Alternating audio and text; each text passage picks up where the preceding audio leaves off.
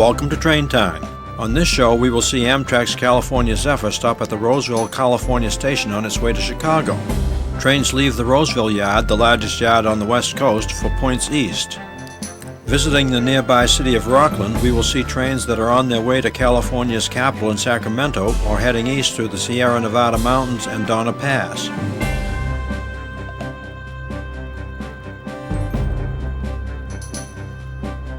We will chase the Union Pacific's grain train through the gold rush town of Auburn, California.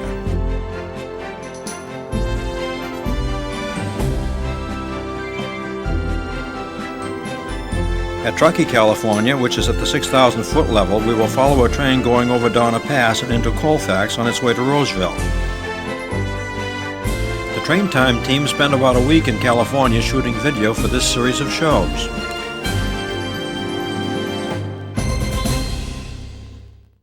The flowers of the crepe myrtle tree move gently in the wind as we start our day in Roseville.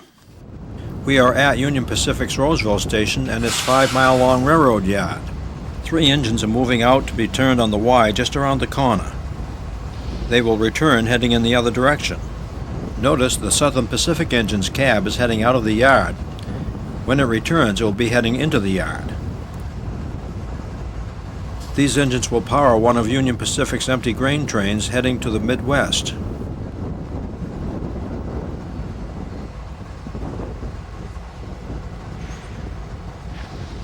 After the train of emptied cover hopper cars leaves Roseville, the Train Time team will film it in Rockland and Auburn, California. The colorful Roseville station and depot awaits the arrival of the California Zephyr. Amtrak's California Zephyr train number 6 is coming from San Francisco and has passed through Sacramento, California's state capital. Roseville is about 100 miles into the 2,438-mile trip to Chicago. The 51-hour and 20-minute trip is scheduled so that passengers will be able to see the outstanding scenery in daylight hours.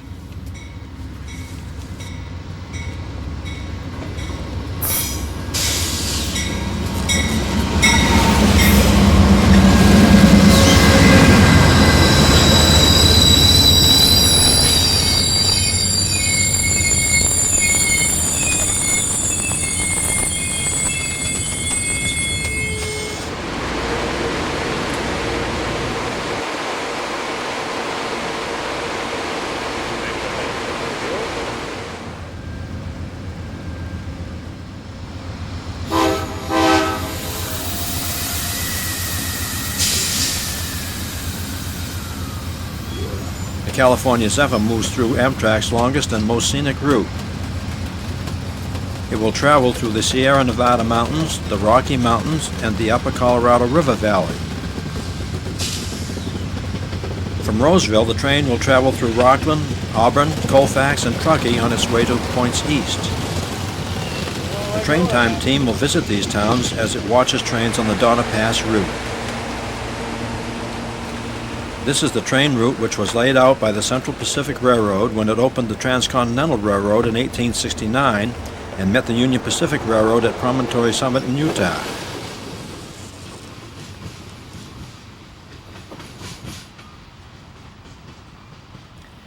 As the California Zephyr leaves, notice the Union Pacific steam engine on the right. It is a replica of times past.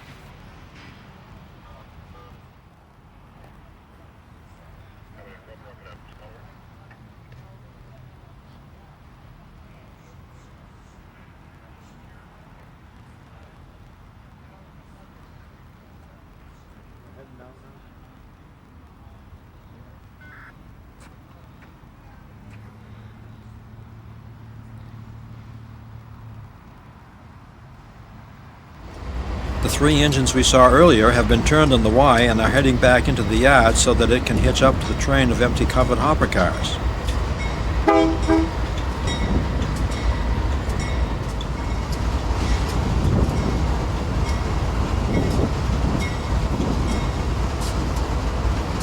When it leaves the yard, engine number 6007 will be on the head end of the train.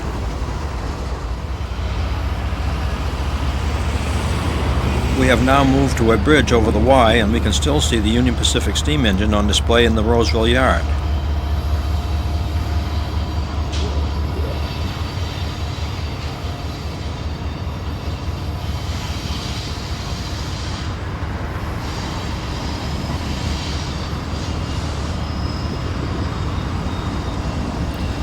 A mixed train heads out of Roseville to a northern destination.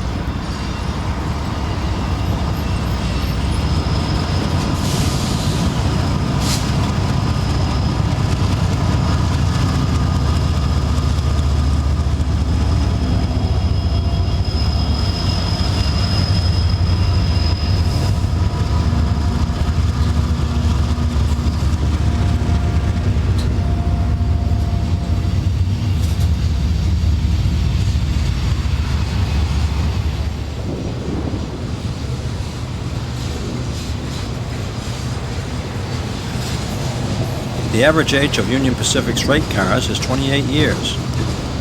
Its locomotive's average age is almost 15 years.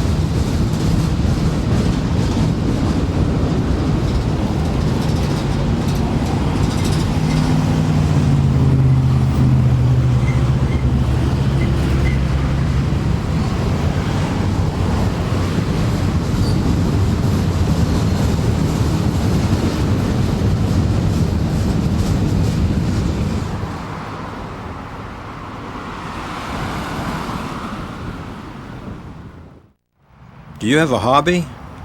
Maybe you collect coins or rare stamps. This family collects railroad signal stands.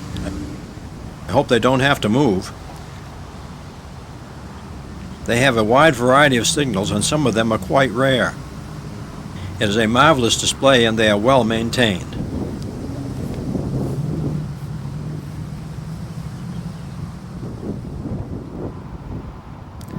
Our first destination after Roseville is Rockland, 5 miles away.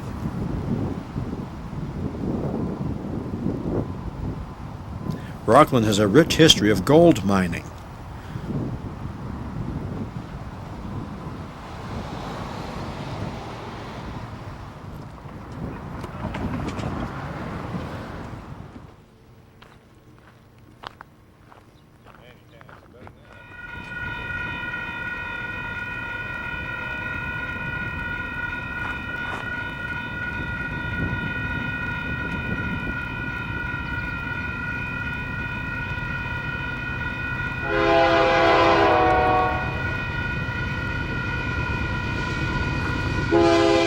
The Union Pacific empty grain train runs through Rockland with engine 6007 on the point.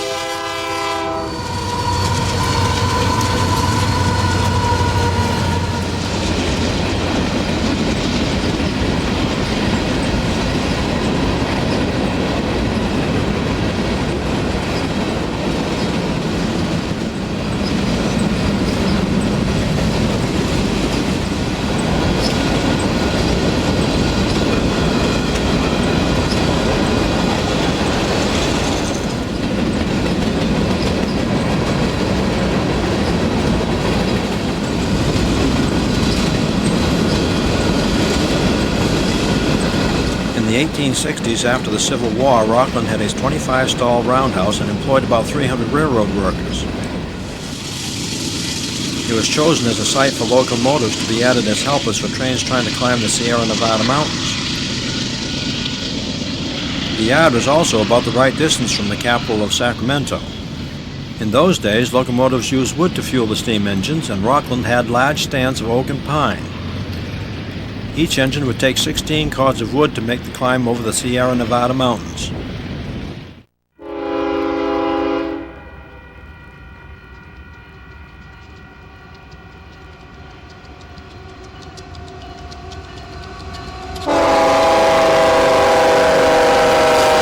The late afternoon sun brings out the brightness of the Union Pacific colors and casts shadows on the sides of the cars from the crossing signal.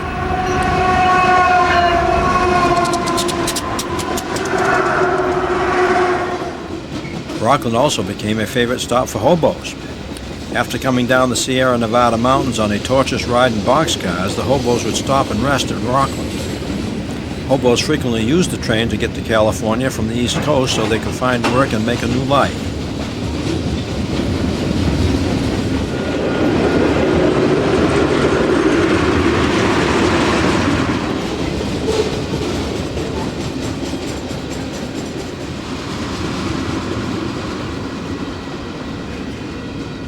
The Central Pacific Railroad thought Rockland would be a good place to build a larger roundhouse and make a large classification yard. This speculation, however, made property values soar, and the railroad decided to go to Roseville to build its yard instead.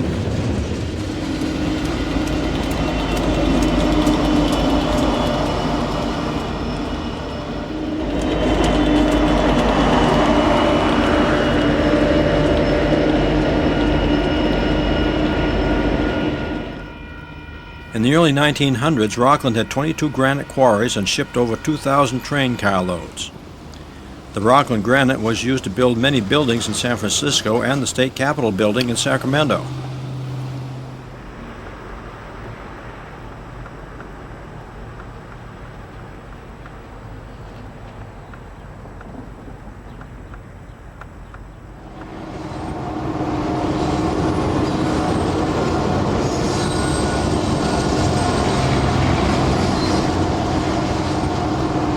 Union Pacific empty coal train with engine 6007 crosses the long bridge over the main road in Auburn.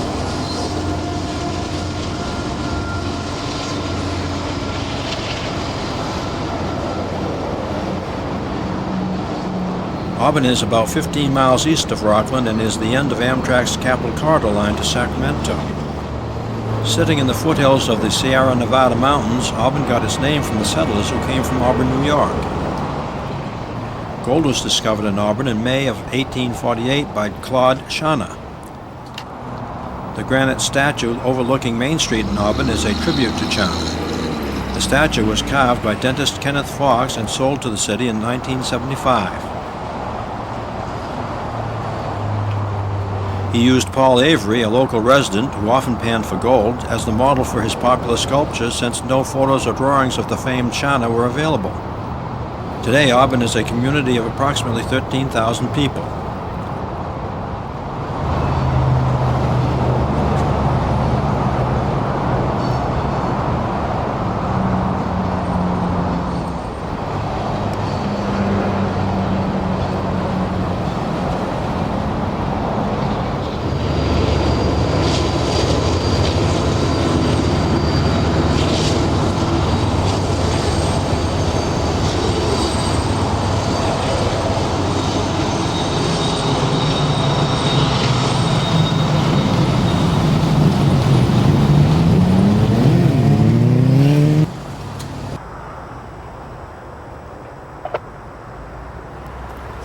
Truckee is named after a Paiute Indian chief. His name was assumed to be Chukaizo. The first people who came across the Sierra Nevada met the tribe. The friendly chief rode toward them yelling Troke, which is Paiute for everything is all right.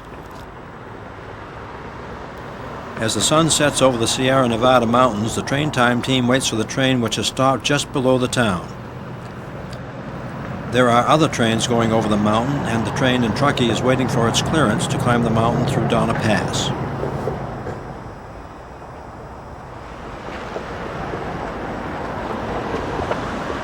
The The passenger train station is nestled within the other buildings along the main street in Truckee.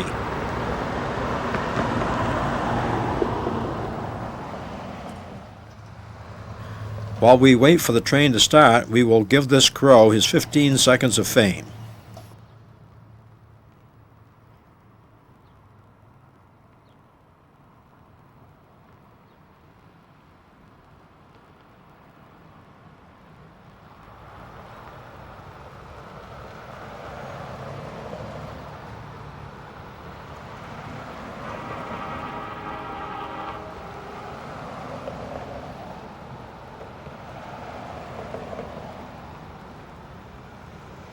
Notice the grade the train is on as it starts its climb.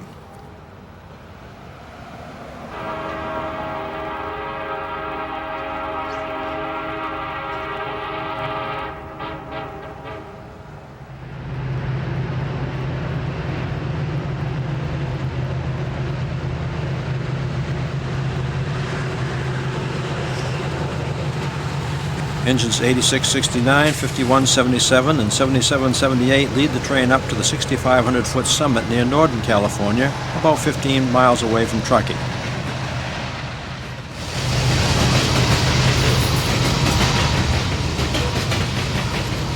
The train has the green light on the signal bridge, which turns red after the locomotives pass beyond it.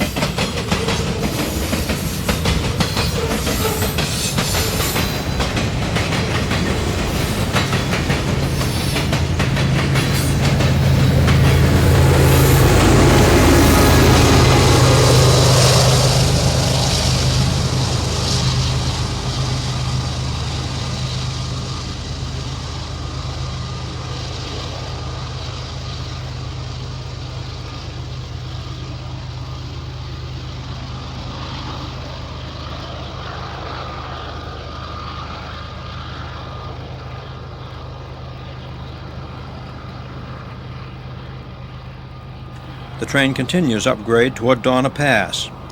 It will go through several tunnels and snow sheds on its way over the mountain.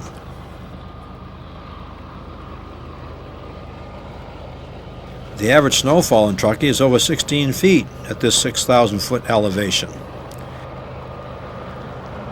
After it leaves Truckee, the lights go out on the signal bridge.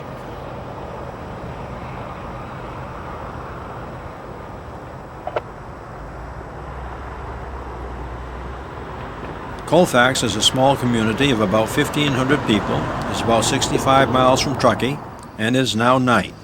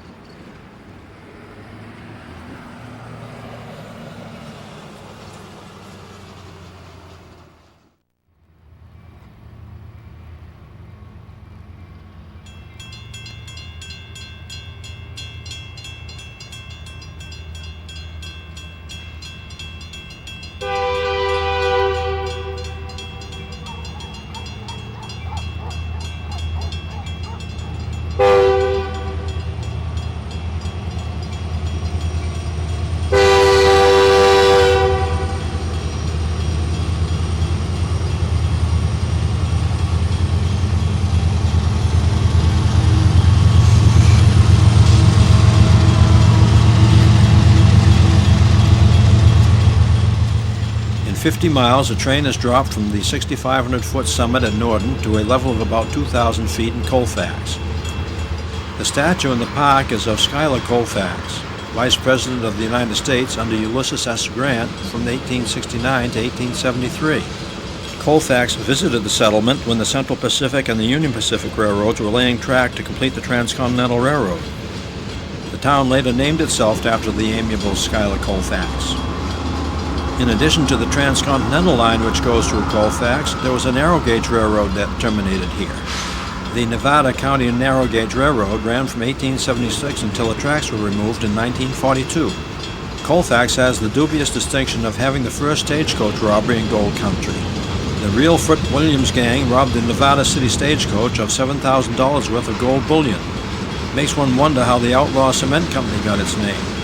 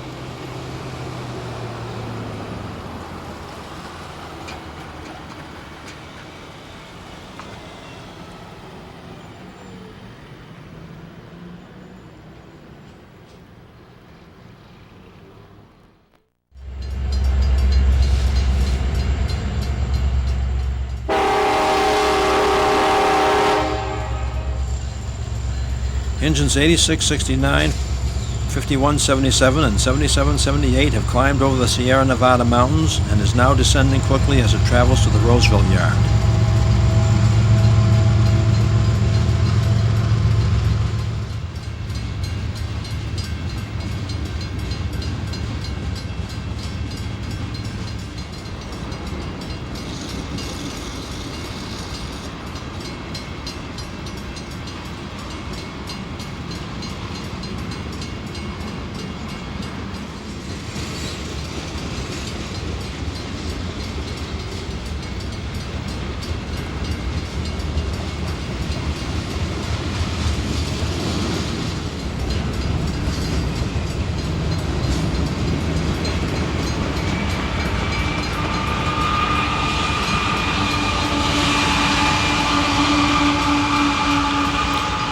We hope you enjoyed watching Union Pacific trains passing through Truckee, Colfax, Auburn, Rockland, and Roseville, all cities and towns on Union Pacific's Donner Pass route. Keep watching. We will see scenes from future shows in California.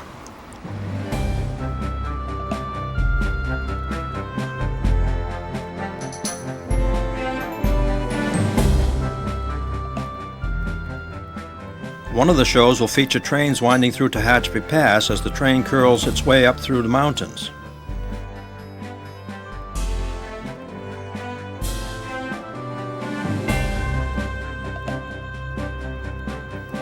From the hilltops, we will get great views of entire trains as they climb the mountains in California.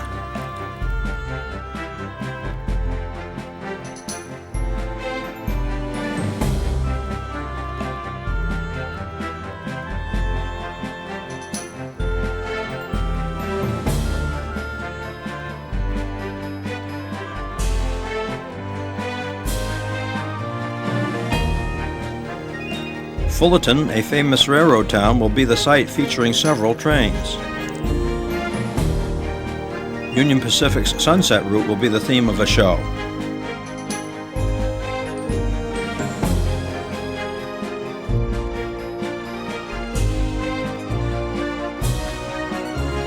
It is possible to see multiple trains in Cajon Pass.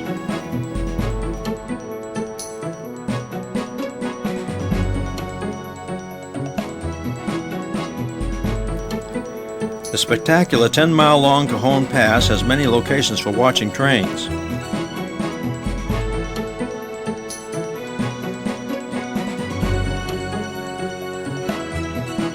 The beautiful Cajon Pass region will provide wonderful viewing platforms for the trains as they move freight and mail from coast to coast across America. The summit at Cajon Pass provides a magnificent view of trains coming out of the valley.